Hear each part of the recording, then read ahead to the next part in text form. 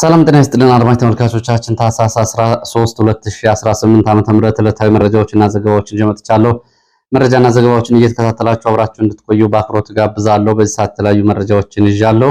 ከያዝኳቸው መረጃዎች አብዛኞቹ ዝርዝር የግንባር መረጃዎች ናቸው። ወደ ተለያዩ አካባቢዎች ያሉ የ24 ሰዓት ዝርዝር የግንባር መረጃዎችን በተመለከተ አዳዲስ መረጃዎችን ይዣለሁ። እየተከታተላችሁ አብራችሁ እንድትቆዩ ነው በአክብሮት የሚጋብዛችሁ።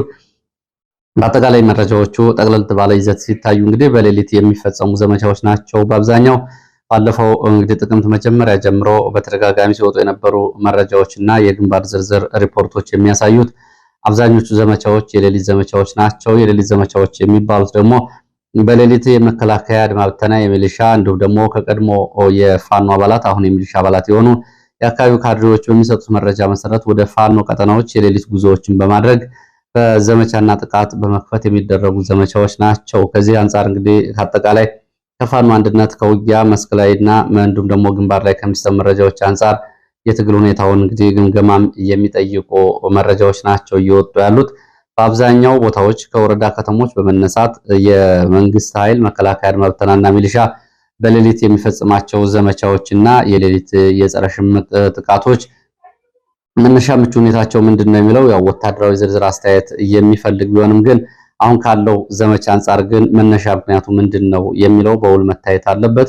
ከዚህ ውስጥ ደግሞ በጅምላ በአብዛኛው ሊነሳና ሁሉም ሰው ሊስማማበት የሚችለው ከወታደራዊ ሙያም ውጭ ያለ ሰው ያለው እንግዲህ የፋኖ አንድ አለመሆንና ፋኖ በተለያዩ ቀጠናዎች ላይ ተመሳሳይ ስምሪቶችን አለመውሰድ፣ ተመሳሳይ የዘመቻ እቅዶችን አለመውሰድ፣ የተናበበ ራስን የመከላከል መልሶ የማጥቃት እንዲሁም ደግሞ የተናበበ ዘመቻዎችን አለማድረግ እንደ ዋና ምክንያት ይታያል። ወደ አንዳንድ ቀጠናዎች ካሁን በፊት በመደበኛ ጊዜ እንኳ መከላከያ አድማ ብተና ሚሊሻ የማይገባባቸው ቀጠናዎች ድረስ ዘልቆ ጥቃቶችን የሚፈጽመው መከላከያና አድማ ብተናው ምክንያቱ ምንድነው የሚለው በዋናነት እንግዲህ ከፋኖ አንድነት ጋር በተያያዘ የሚታይ ጉዳይ ነው የሚሆነው። አሁን በፊት ይደረጉ በነበሩ ዘመቻዎች በተለይ የፋኖ አባላት በአንዳንድ አካባቢዎች በተለይ የማስተባበር ሚናዎችን በመውሰድ በተለያዩ አካባቢዎች ተመሳሳይ ስምሪቶችን በመስጠት የክላስተር ዘመቻዎችን በማድረግ እንደዚህ አይነት ጫናዎችን መቀነስ ሲችሉ ይታዩ ነበረ። ለምሳሌ በአንድ ወቅት ግንቦት 9 2016 ደቡብ ጎንደር በአንድ ቀጠና የመከላከያ ኃይል ሲገባ በ21 ቦታዎች ውጊያ እንዲጀምር ማድረግ ኃይል መበተን አቅጣጫዎችን ማስቀየስ የተቻለባቸው ክስተቶች የሚታወሱ ናቸው።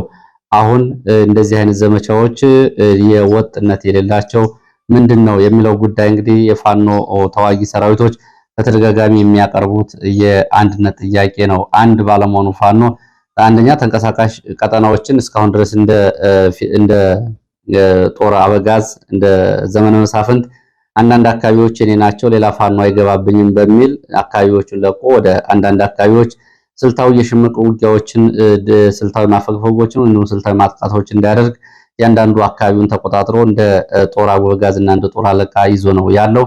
ወጥ የሆነ ተንቀሳቃሽ የሆነ ሰራዊት በየትኛውም ቦታ ስምሪት የሚወስድ ሰራዊት ለማምጣት የፋኖ አንድነት ግድ የሚልበት ጉዳይ ይሄ ነው። ፋኖ አንድ ባለመሆኑ እናድነዋለን የሚለው ፋኖ የአማራ ሕዝብ ብቻ ሳይሆን ፋኖ ራሱ ከባድ የህልውና አደጋ ውስጥ እየገባ እንደሆነ በደንብ መታወቅ አለበት። ይህን ጉዳይ ላይ ደፈር ብሎ መረር ብሎ ይህንን ገምግሞ ለሌላ የተሻለ ዘመቻና ውጤታማ የሆነ ወታደራዊ ዝግጅት ራስን ማዘጋጀት ያስፈልጋል። ከዛ ውጭ እንግዲህ የመስክ ላይ የሚታዩ ወታደራዊ መረጃዎች፣ የግንባር ሪፖርቶች፣ ዝርዝር ዘገባዎች የሚያሳዩት የሌሊት ዘመቻዎች የተሳኩት በፋኖ አንድ አለመሆን ነው። ይሄ እንግዲህ ይዋ ሊደር የማይባል ጉዳይ መሆኑ ሊታወቅ ይገባል። ሰሞኑን እንግዲህ ለምሳሌ በሸዋ ቀጠና በይፋት ከሁለት ዓመታት በኋላ መዘዞ ከተማን መያዙን የብልጽግና የሚዲያ ሰራዊት በመደበኛም በሶሻል ሚዲያዎችም በሚኒስትር ሚዲያዎችም ሲያሰራጭ ነበረ።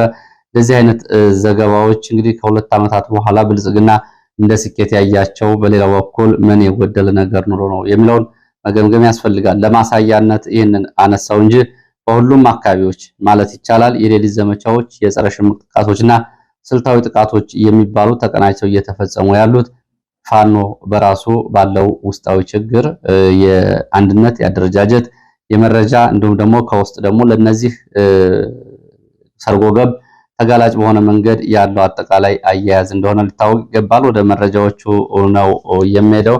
ወደ መረጃዎቹ ሲሄድ በጥቆማ መልክ የሾፌሮች የላኩትን መረጃ ላስቀድም። የጫካና የከተማ ዘራፊዎች ከባድ የሆነ ጫና እየፈጠሩብን ነው ይላሉ ሾፌሮች።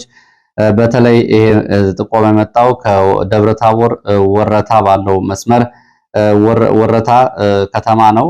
አለም ሳጋን ጫካን በጾለት ያለፍን ሾፌሮች ወረታ ከተማ ላይ እንግዲህ አይን ያወጣ ዝርፊያ ይጠብቀናል ከትራፊክ ፖሊሶች ነው የሚሉት። እንግዲህ ጫካ ውስጥ ያለው ሁኔታ እናልፍም፣ ከተማ ውስጥ ደግሞ ከዛ ያልተናነሰ የትራፊክ ፖሊሶች ዝርፊያ ይጠብቀናል፣ ድብደባ ይፈጸማል፣ ቅጣት በሚል እንደዚሁ ከፍተኛ ገንዘብ እንጠየቃለን። ጫካ ያለው ዘራፊና ገዳይ ቡድን የሚያስንቅ ሽፍትነት ነው በትራፊክ ፖሊሶች እየተፈጸመ ያለው ወረታ ከተማ ጎንደር ውስጥ ሲሉ ሾፌሮችን ቅሬታ አቅርበዋል።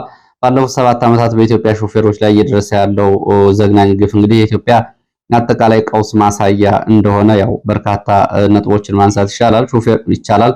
ሾፌሮች ላለፉት 7 ዓመታት ከአጋች ወንበዴዎች እስከ ኬላ ዘራፊ ሚሊሻዎች እንዲሁም ደግሞ እስከ ተደራጁ ትራፊኮች ድረስ የሚደርስባቸው ጫና ከባድ ነው።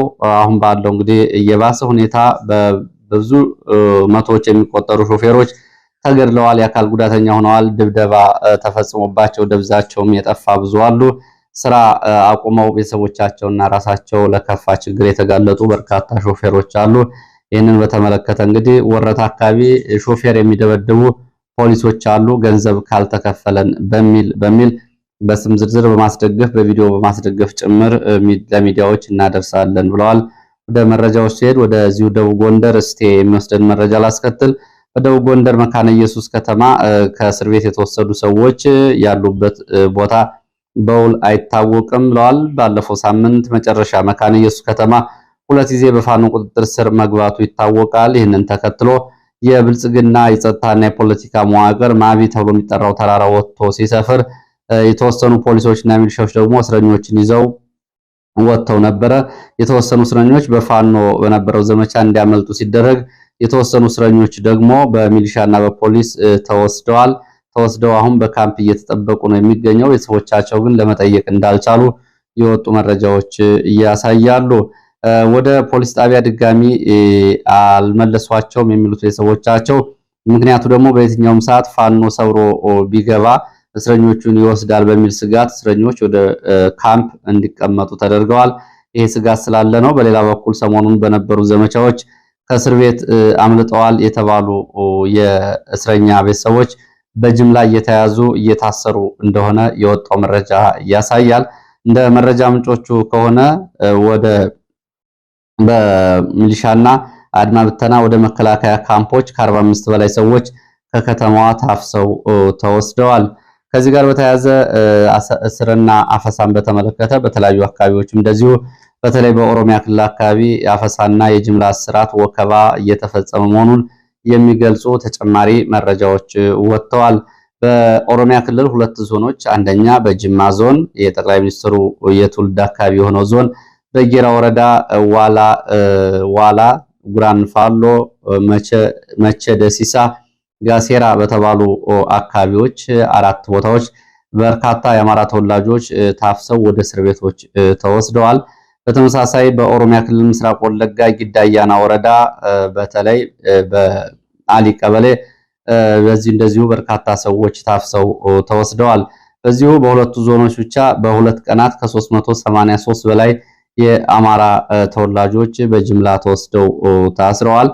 ታፍሰው እንግዲህ አብዛኞቹ በልዩ ኃይል ካምፕ፣ በሚሊሻ ካምፕ እነሱ ጋቸና ሴርና በሚሉት በመከላከያ የጦር ካምፖች ውስጥ ታስረው ይገኛሉ። ሴቶች፣ አዛውንቶች፣ ህፃናት፣ የሃይማኖት አባቶች ጭምር ይገኙበታል ነው የተባለው። በተለይ እዚህ ምስራቅ ወለጋ ጊዳያና ወረዳ አሊ ቀበሌ ብቻ 79 ሰዎች በትላንትናው ዕለት ታፍሰው በወታደራዊ ተሽከርካሪዎች እና በደረቅ ጭነት ተሽከርካሪዎች ታፍሰው መወሰዳቸውን የዓይን እማኞች ገልጸዋል። ወደ ሌሎች መረጃዎች እመለሳለሁ። ወደ ሌሎች መረጃዎች ሲሄድ ወደ ሰሜን ወሎ አለማጣ ከተማ የሚወስድን መረጃን የማስከትለው በሰሜን ወሎ አለማጣ ከተማ ያለው አጠቃላይ ውጥረት እጅግ አስፈሪ እንደሆነ የዓይን እማኞች ይገልጻሉ። ውጥረቱ ከባለፈው ቅዳሜ ጀምሮ እንዳለ ነው። ዛሬ ሶስተኛ ቀኑን ይዟል። የህወሓት ታጣቂዎች ምሽግ ይዘዋል። መከላከያ፣ ፌዴራል ፖሊስም በተመሳሳይ ምሽግ ይዘዋል። ውጥረቱ ለሶስተኛ ቀን እየቀጠለ ነው። ትላንትና ረፋድ የህወሓት ታጣቂዎች ኮማንድ ፖስቱን በኃይል እናስወጣለን በሚል የቡድን የነፍስ ወከፍ መሳሪያዎችን ይዘው የመከላከያና የፌዴራል ፖሊስ ካምፖችን ከበባ ማድረጋቸውን ተከትሎ ነው ውጥረቱ እየተባባሰው። በዚህ እንግዲህ ዛሬም ውጥረቱ እንዳለ ነው የሚሉት የመረጃ ምንጮች። ህወሓት ታጣቂዎች ተጨማሪ ኃይል ከራያ ዋጃ ከሚገኙ የህወሓት ታጣቂ ካምፖች፣ ራያ ጥሙጋ ከሚገኙ የህወሓት ታጣቂ ካምፖች ወደ አለማጣ ከተማ ተጨማሪ ታጣቂ ኃይል አስገብተዋል፣ እያስገቡ ይገኛሉ። በሌላ መረጃ አለማጣ እንደዚሁ የህወሓት ታጣቂዎች በአብያተ ክርስቲያን ላይ ጥቃት ፈጽመዋል። በአለማጣ ከተማ በሚገኘው ኢየሱስ ቤተክርስቲያን ህዝቡ ወጥቶ እየጠበቀ ነው ያደረው። ሌሊቱንም እንደዚሁ ቤተክርስቲያኑ ዙሪያውን ተከቦ እየተጠበቀ ነው የሚገኘው በህዝብ። ታህሳስ 12 2018 በትናንትናው ዕለት የህወሓት ታጣቂዎች ቤተክርስቲያኑን ከበባ ውስጥ ሲያስገቡ አባቶች የድረሱልኝ ጥሪ በማሰማታቸው ህዝቡ ቤተክርስቲያኑን እየጠበቀ ይገኛል። ይህንን ተከትሎ ታጣቂዎቹ አመሻሹን ቤተክርስቲያኑን ለቀው ወደ ካምፓቸው የተመለሱ ቢሆንም በሌላ አቅጣጫ በመምጣት ደግሞ አንድ አባት አፍነው ወስደዋል ነው የተባለው። ቤተክርስቲያኑን ለቀው የወጡት የህወሓት ታጣቂዎች ኮማንደር አብርሃ የሚባል ሰው ሁሉም ቤተክርስቲያኑ ካህናትና ሰበካ ጉባኤ አባላት ታስረው ወደ ወታደራዊ ካምፕ፣ ወደ ቴክኒክና ሙያ ኮሌጅ እንዲሁም ደግሞ ወደ መሆኒ እንዲወሰዱ ትዕዛዝ ማስተላለፉን ተከትሎ የቤተክርስቲያን መዋቅር በህወሓት ቁጥጥር ስር እንዲገባና እንዲታሰሩ ትዕዛዝ ሰጥቷል። አባቶችን ያናስነካም ቤተክርስቲያንን አናስደፍርም በሚል ህዝቡ ከህወሓት ታጣቂዎች ጋር እንደተፋጠጠ ነው ያለው። የህወሓት የራያ ሀገረ ስብከት ያለውን አጠቃላይ ከ212 በላይ ቤተክርስቲያናት መዋቅሮቹን በማፍረስ ከኢትዮጵያ ኦርቶዶክስ ተዋሕዶ ቤተክርስቲያን ወደ ትግራይ መንበረ ሰላማ ቤተክርስቲያን አባልነት እንዲለወጡ በታጣቂዎች መዋቅሩን እያፈረሰ ነው የሚገኘው። እንግዲህ ትላንትና አመሻሹን ከአንድ አባት ታፍኖ ተወስደዋል። ታፍነው የተወሰዱት ቀሲስ ካሳይ ቢወጣ የተባሉ ካህን ናቸው። እሳቸው በኢየሱስ ቤተክርስቲያን በአገልጋይነት የሚታወቁ ናቸው። ከዚህ ጋር በተያያዘ እንግዲህ በአካባቢ ያለውን ውጥረትን በተመለከተ ኮረም ከተማም በተመሳሳይ መከላከያና የፌዴራል ፖሊስ ካምፖችን የህወሓት ታጣቂዎች ትላንትና ረፋድ ከበባ በማድረግ ለቆ እንዲወጣና የያዛቸውን ካምፖች ለህወሓት ታጣቂዎች እንዲያስረክብ ትናንትና እንቅስቃሴ ማድረጋቸው አብሮ መረጃው ያሳያል። ወደ ሌሎች መረጃዎች ስቀጥል ወደ ደባርቅ ሰሜን ጎንደር የሚወስደን መረጃ አስከትላለሁ። በደባርቅ ከተማ ሰሜን ጎንደር ዋና ከተማ ነች። በደባርቅ ከተማ ማማኮ ተብሎ ከሚጠራ የአድማ ብተና ካምፕ ከነበሩ የአድማ ብተና አባላት ውስጥ የቡድን መሳሪያ ይዘው የወጡ እንዳሉ ዛሬ ደግሞ ተጨማሪ መረጃ ወጥቷል። እርዳታ ማስተባበሪያ ላይ ከነበሩት ውስጥ ቀደም ብለው 32 የሚደርሱ የአድማ ብተና አባላትና አዛዦቻቸው ከግዳጅ ቀጠና መጥፋታቸው መዘገቡ ይታወቃል። አሁን የወጡት ብዛት ደግሞ አልታወቀም። ወደየት እንደሄዱም የታወቀ ነገር የለም የሚሉት የመረጃ ምንጮች መትረጊስ የቡድን መሳሪያ ይዘው እንደወጡ መስማታቸውን ከደባርቅ አካባቢ ያሉ የመረጃ ምንጮች ገልጸዋል። ቀድሞ የወጡት እስካሁን ድረስ ወደየት እንደሄዱ የታወቀ ነገር የለም። አሁን የወጡት እንግዲህ መትረጊስ የቡድን መሳሪያ ይዘው ነው። እነዚህም ቁጥራቸው ምን ያክል እንደሆነና ወደየት እንደሄዱ የታወቀ ነገር እንደሌለ ገልጸዋል። በተመሳሳይ ከዚህ ጋር በተያያዘ እንደዚሁ በመተማ ወረዳም ሌላ መረጃ ወጥቷል። በመተማ በተመሳሳይ ቁጥራቸው 5 የሚሆኑ የአድማ ብተና አባላት ከነሙሉ ትጥቃቸው ወደ ፋኖ ተቀላቅለዋል። እነዚህ አድራሻቸው ታውቋል። ፋኖን መቀላቀላቸው ተሰምቷል። ከተቀላቀሉ በኋላም የሚከተለውን መልእክት አስተላልፈዋል። ፋኖ አንድ ቢሆን ኖሮ ሌላውም አይቀርም ነበር። እኛ ብቻ አይደለንም።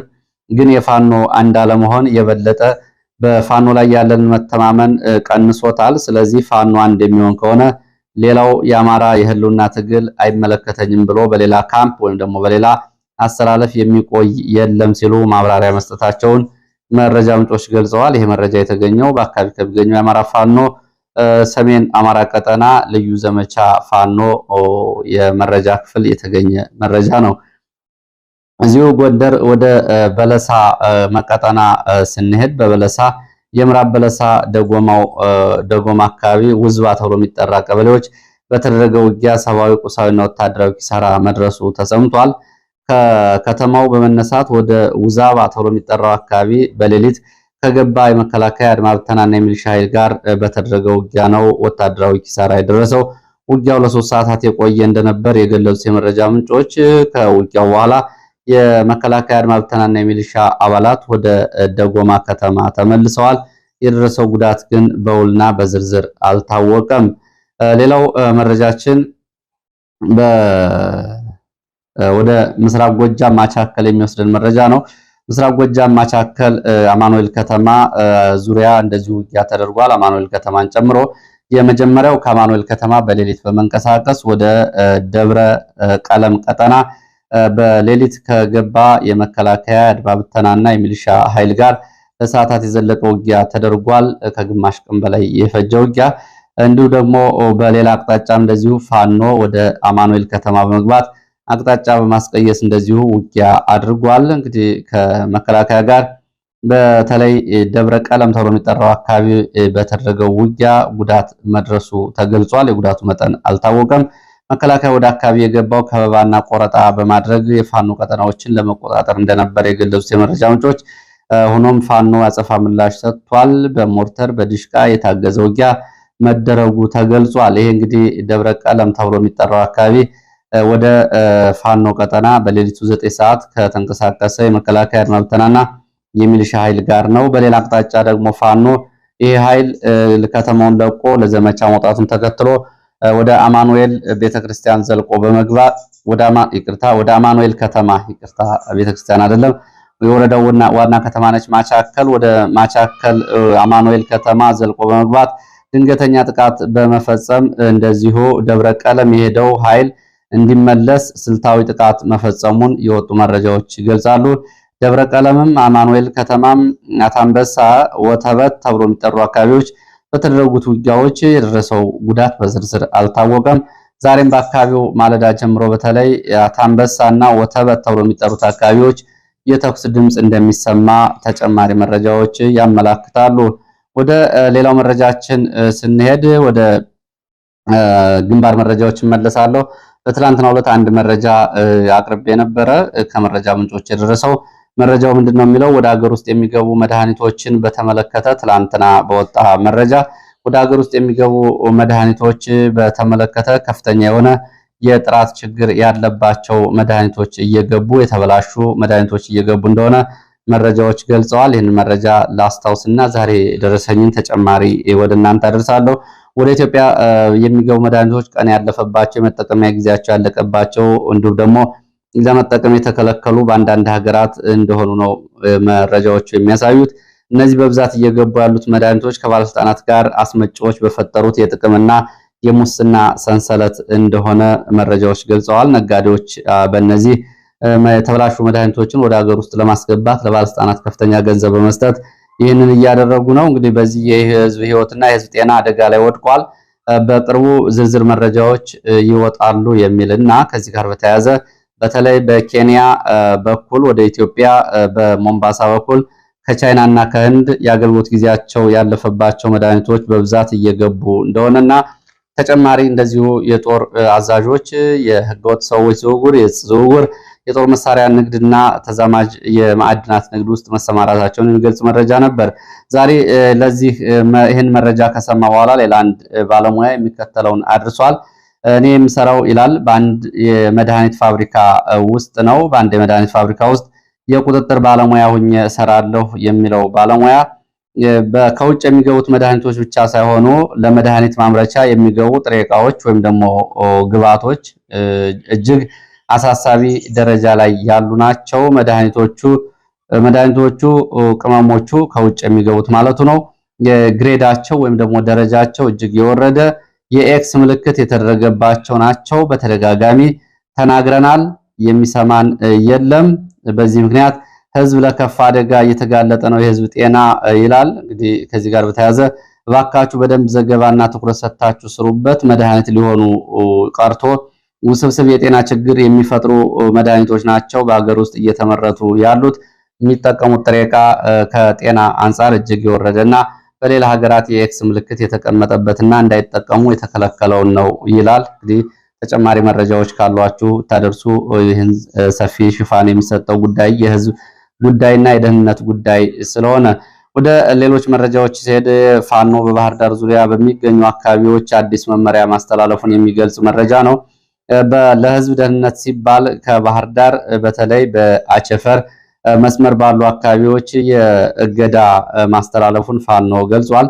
አንደኛ ከባህር ዳር ጭምባ ቆንዝላ ወደ ቋራ በሚወስደው መንገድ፣ ሁለተኛ ከአቸፈር ዱርቤቴ ወደ ዝህብስት ወደ ቀጠና የሚወስደው መንገድ፣ ሶስተኛው እንደዚሁ ከአቸፈር ዱርቤቴ ወደ ሐሙሴት ማማያ ወደሚወስደው መንገድ፣ ሌላው እንደዚሁ ከአቸፈር ዱርቤቴ ወደ ቀዳሚት ላሊበላ ተብላ የምትጠራ አካባቢ የሚወስደው መንገድ።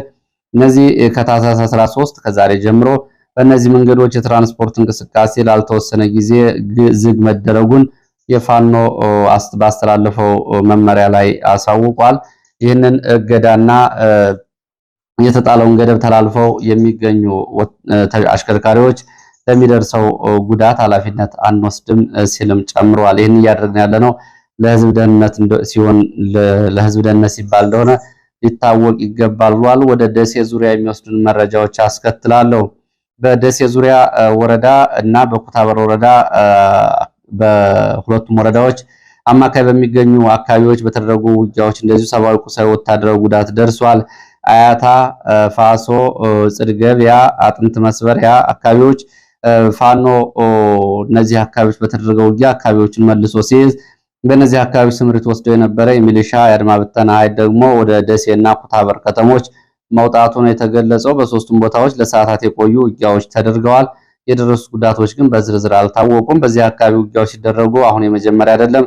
ላለፉት 10 ቀናት ያዝለቀቅ እያደረገ በተደጋጋሚ ውጊያዎች እየተደረጉ መሆናቸውን የወጡ መረጃዎች ያሳያሉ። እዚሁ ሰሜን ወሎ ውርጌሳ ከሚገኝ ወታደራዊ ካምፕ 7 ወታደሮች ከስምሪትና ግዳጅ ቀጠናቸው ወጥተው ጠፍተዋል። በዚህ ምክንያት መርሳ መግቢያና መውጫዎች፣ ውርጌሳ መውጫና መግቢያዎች፣ ውጫሌና ሐይቅ ከተሞችን ጨምሮ ጥብቅ ፍተሻዎች እየተደረጉ እንደሆነ የዓይን እማኞች ገልጸዋል። በዚህ አካባቢ እንግዲህ ከአሁን በፊት ስምሪት ላይ የነበረው 35ኛ ክፍለ ጦር በተደጋጋሚ ወታደሮች ከግዳጅና ከስምሪት ቀጠና እየጠፉ ስላስቸገሩ በአዲስ ሌላ ኃይል እንዲተካ ቢደረግም ይሄው እንግዲህ ድርጊቱ አልቆመም። ወታደሮች ከግዳጅ ቀጠናቸው መውጣታቸውን የወጡ መረጃዎች ያሳያሉ። እዚሁ ደቡብ ወሎ ምዕራብ ቀጠናዎች በለጋምቦ ወረዳ ገነቴ ከተማው አቅራቢያ እንደዚሁ የደፈጣ ጥቃት ተፈጽሟል። በተፈጸመው ድንገተኛ የደፈጣ ጥቃት ተሽከርካሪ ላይ የነበሩ የመንግስት ወታደሮች ሙትና ቁስለኛ ሆነዋል። ወደ ስምሪት ቀጠና አማራ ሳይንት ለዘመቻና ለግዳጅ በተሽከርካሪ እየሄዱ በነበረበት ጊዜ ነው የደፈጣ ጥቃት የተፈጸመው።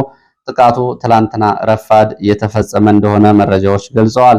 ሌላው ሰፊ ግንባር ሸፍኖ ውጊያ ሲደረግ የነበረው ትናንት በላስታ ቀጠና የአይና ቡግና ወረዳ ነው። በላስታ ቀጠና በተደረገ ከባድ ውጊያ ሰብአዊ፣ ቁሳዊና ወታደራዊ ኪሳራ መድረሱን የወጡ መረጃዎች ያሳያሉ።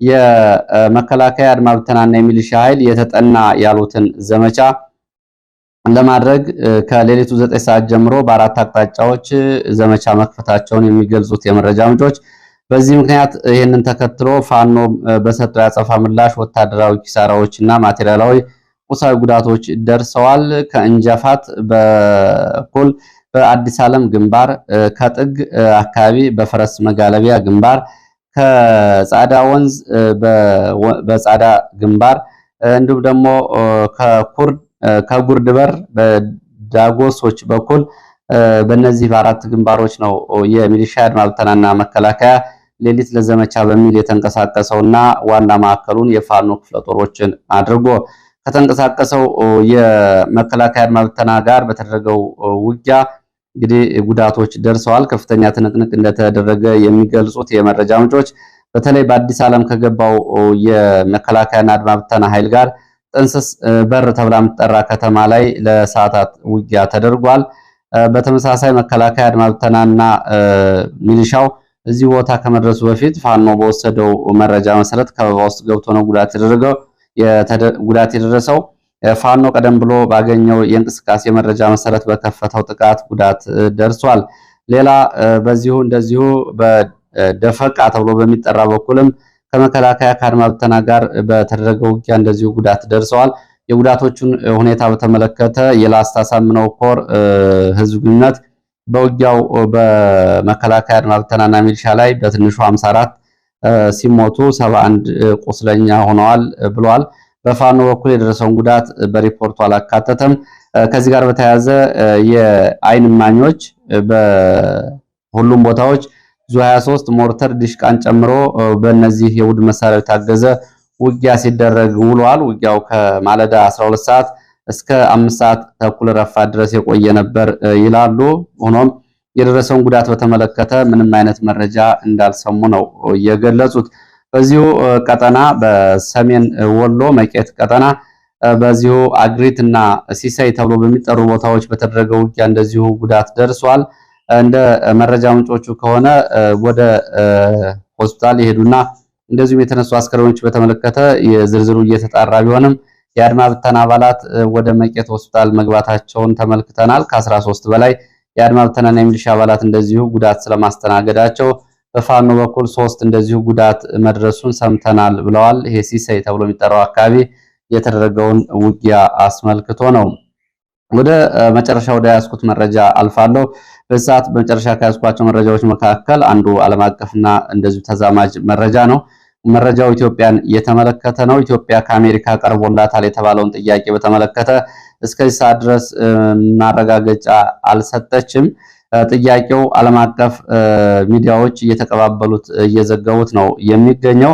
በተለይ የእስራኤል ሚዲያዎች በጉዳዩ ላይ ከዲፕሎማቲክ ምንጮች ያገኘ ነው በሚል ዘገባውን እያሰራጩ ቢሆንም ከኢትዮጵያ በኩል ስለተባለው ዘገባ እስካሁን ድረስ የተሰጠ ምላሽ የለም። ጉዳዩ የአሜሪካ የውጭ ጉዳይ ሚኒስተር ማርኮ ሩቢዮ አብይ አህመድን በስልክ ጠይቀዋል የተባለው ጉዳይ በጋዛ የሚሰማራ የሰላም አስከባሪ ኃይል ኢትዮጵያ እንድታዋጣ ነው አብይ አህመድ የተጠየቀው። በዚህ ጉዳይ ላይ እንግዲህ እስካሁን ድረስ በኢትዮጵያ በኩል የተባለ ጉዳይ ስለመጠየቁም ስለ አቋሟም የተባለ ጉዳይ የለም የሚሉት የመረጃ ምንጮቹ አሜሪካ ጥያቄውን ያቀረበችው ሐማስን ትጥቅ ለማስፈታት በጋዛ የሚደረገውን ዘመቻ ለማገዝና እንዲሁም ደግሞ ጋዛን በእስራኤል ጦር የወደመችውን ጋዛን መልሶ ለመገንባት በሚደረገው ሂደት ውስጥ ሰላምና ጸጥታ እንዲሁም ደግሞ የደህንነት ጥበቃ ለማድረግ የሰላም አስከባሪ ኃይል ያስፈልጋል ነው የተባለው። ለዚህ ሰዓት ከተለያዩ አካባቢዎች ማሰባሰብ ያስኳቸው መረጃዎች እነዚህ ናቸው። ስለተከታተላችሁ በእጅጉ አመሰግናለሁ። በሌላ ተመሳሳይ መርሃ ግብር እስከምንገናኝ